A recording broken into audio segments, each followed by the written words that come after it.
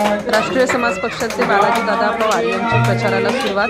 आज प्रभाग क्रमांक 37 धनकवडी कात्रज डेअरी येथे रक्षालेखा सोसायटी मुंगळे अण्णानगर धनकवडी येथील प्रचारादरम्यान वरिष्ठ नागरिकांचा आशीर्वाद घेतला। राष्ट्रीय समाज पक्ष बालाजी दादा पवार माननीय अध्यक्ष पुणे शहर मराठवाडा मित्रमंडळ पुणे सिटी इंडिया न्यूजसाठी कार्यकारी संपादक संदीप पांचाळ। बालाजी दादा आगे बढ़ो, हम तुम्हारे साथ हैं। राष्ट्रीय समाज पक्षाचा विजय असो।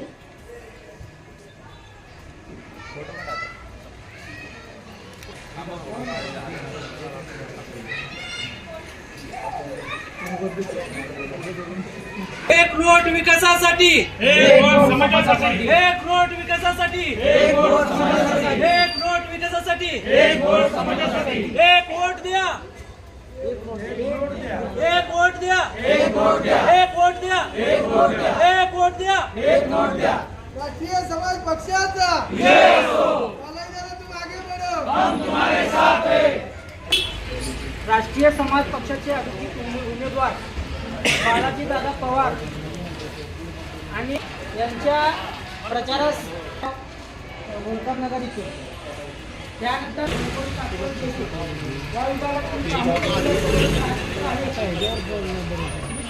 उमेदवार या ठिकाणी असताना कशा पद्धतीने आता प्रचार चालू आहे आणि काय नेमकं संकल्पना आहे तुमची? संकल्पना एकच आहे। जेव्हा आम्ही आमदारकी लढवली तर आमदारकीला पण आम्ही कुठे बरोबर युती केली नव्हती आणि आता महानगरपालिकेवर सध्यापर्यंत कुठे युती झालेली नाहीये।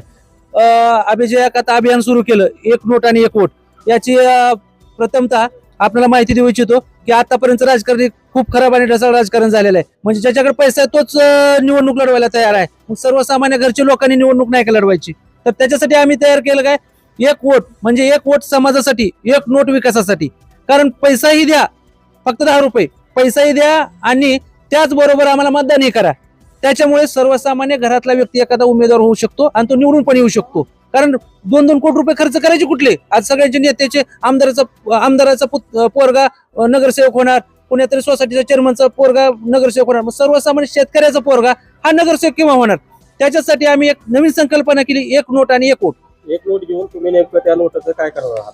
त्या नोटाचं आम्ही सर्वप्रथम आपल्याला सांगू इच्छितो की हा पूर्ण पैसा विकासासाठी वापरणार। आज मी 7 वर्ष झालं समाजकारणामध्ये आहे। आज कित्येक चंबरचे कामं केलेले आहेत, कित्येक रोडचे कामं केलेत। आपल्या इथं सूर्या चौक धनकवडीचं रोडचं काम केलं, पाण्यासाठी हांडा आंदोलन करणारा पहिला बालाजी पवार आहे। सत्ता असू नसू मग ते काम करत असताना कुठंतरी आम्हाला ते काम करत असताना आमच्या घरची एवढी ही नाही की आम्ही कुठं करोडो रुपये कमवू शकतो, तर तेच पैसा आम्ही ह्या सर्वसामान्य जनतेसाठी कुणाची फी कमी करायची असेल, कुणाची फी माफ करायची असेल त्यांच्यासाठी आम्ही वापरतो। सध्याला काय अजेंडा असणार आहे महानगरपालिकेत निवडणुकीसाठी? महानगरपालिकेत माझं स्वच्छ आणि एक चरित्र संपन्न व्यक्तिमत्व पहिले महानगरपालिकेत यायला पाहिजे। त्याच्यामध्ये मी पहिला जो मुद्दा उचललेला आहे आतापर्यंत काम केल्यामध्ये, धनकवडीमध्ये आपल्या मोहननगरला एक गार्डन होतं, तिथे एका राजकारणी लोकांचं नाव दिलं होतं, परंतु आम्ही स्पष्ट मत केलं तिथे आपले ज्यांच्यामुळे आपले मंदिर अबाधित झालेत त्या छत्रपती संभाजीराजेचं प्रवेशद्वार करा।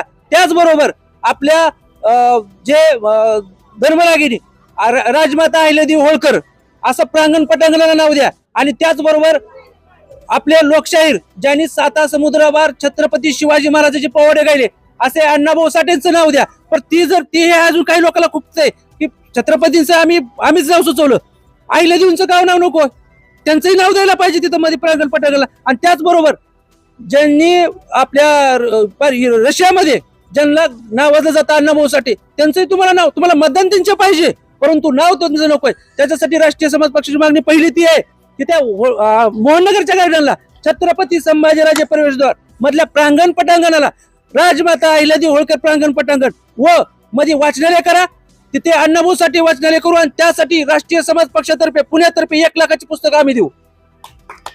तुम्ही असे कोणते कामं केले त्यामुळे महापालिका निवडणुकीमध्ये जनता तुम्हाला साथ देईल? मी असे कोणते धनकवडीत कामं केले ते सांगा। कारण काय जे नगरसेवक करू शकत नाही ते मी केलेले आहेत। त्याच्यामध्ये आतापर्यंत 1300 चेंबर हे आम्ही फ्रीमध्ये केलेले आहेत।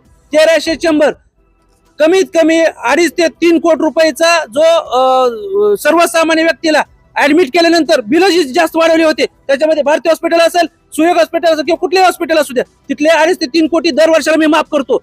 आणि सर्वसामान्यांचे जे मुलं आहेत त्यांना कुठेतरी फी भरू शकत नाहीत अशा व्यक्तीचे 60 ते 70 लाख रुपये दर वर्षाला माफ करतो. ह्या कोण नगरसेवक करू शकतो का? माझ्याकडे सत्ता नाही तरी पण मी करून दाखवलेलं आहे. आधी करून दाखवले ना, आम्ही नंतर सांगितलेलं आहे. आता इथं लोक नवीन काय करतात की मी हे करतो मी ते करतो. आम्ही आधी करून दाखवलेलं आहे आणि ह्या कामाच्या जोरावरच आम्ही निवडणूक लढू. पुढे जाती दोषावर नाही की बाबा कुठेतरी तो अमुक ह्याचा आहे किंवा तमुक ह्याचा आहे, कुठेतरी शेवटला म्हणायचं बटेंगे तो कटेंगे. ह्या गोष्टीवरती माझा विश्वास नाही. माझा विश्वास डेव्हलपमेंटवरती आहे. डेव्हलपमेंट आणि डेव्हलपमेंट हाच आमचा राष्ट्रीय समाज पक्षाचा मेन मुद्दा राहील. आजचा प्रचार समोर आव्हानं आहेत, अशा पद्धतीने या सगळ्या गोष्टीवरती टक्कर देणार आहोत. आता टक्कर म्हणजे काय? जोपर्यंत जनता ज्याच्या बरोबर आहे तोच व्यक्ती नगरसेवक होईल. आणि पहिला नगरसेवक हा सिद्धनाथाच्या मंदिरासमोर होळकर नगर मधनं सांगतो, पहिला नगरसेवक हा राष्ट्रीय समाज पक्षाचा धनकवडी मधनच होईल. पहिला नगरसेवक हा धनकवडी मधनच होईल आणि सुरुवात आपल्या होळकर नगर आंबेगाव पठार मधनच झालेली आहे आणि शेवट हा महानगरपालिकेवर होईल. महानगरपालिकेमध्ये किंग नाही तर किंग मेकरची भूमिका राष्ट्रीय समाज पक्ष बजावेल आणि एक उमेदवार नाही तर असे 50 ते 60 उमेदवार आमचे निवडून येतील. कारण काय, लोकांना कळून गेलंय पैसा महत्वाचा नाही. आज तुम्ही 2 रुपये घ्याल तर उद्याला 5 वर्ष तुम्हाला हे नगरसेवक कोण तुम्हाला दरवाजापाशी येऊ देणार नाही, कोण तुमचे फोन उचलणार नाही. आज जे रोड फिरतायत ना पॅम्पलेट वाटप करत की बाबा आम्हाला मतदान करा, हे तुम्हाला 5 वर्ष दिसायला येत का? आतापर्यंत फक्त बालाजी पवार रोडवर होता, कोरोनामध्ये बालाजी पवार रोडवर होता. तुमच्या सर्व जे काही लोकांना 2 वाजता जरी फोन आला की बाबा असं पोलीस स्टेशनचं काम आहे तरी बालाजी पवार पळतो. मग हे नगरसेवक काय करू शकत नाहीत? फक्त इलेक्शन आले नगरसेवक आहेत का? म्हणून मी एक माझा अजेंडा आहे विकासाचा आणि विकासाच्या जोरावरतीच मी मतदान मागतोय. प्रचाराचा शुभारंभ आज करताय, कशा प्रकारने स्वरूप असणार आहे, कुठे कुठे कसा प्रचार असणार आहे? आज सुरुवात आंबेगाव पठार, होळकर नगर, धनकवडी प्रभाग क्रमांक 37 मध्ये केलेली आहे. नंतर लागलीच आमचा सहकारी नगरचा वार्ड असेल, कात्रजचा गोकुळनगरचा वार्ड असेल आणि एवन पुण्याचा पूर्ण असेल.